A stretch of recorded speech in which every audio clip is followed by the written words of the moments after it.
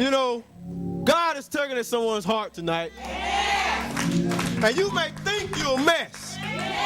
But God want to turn your mess into a message. He want to turn your tests into testimonies.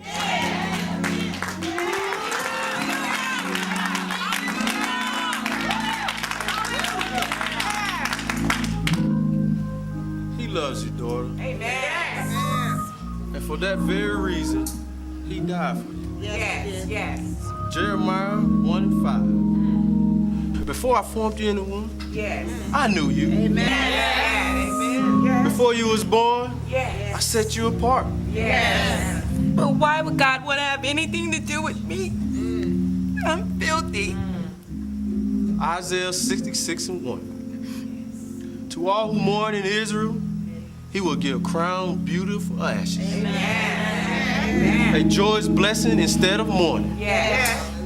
Festive praise instead of despair. Yes. In their righteousness, they will be like great oaks that the Lord has planted for his glory. Yes.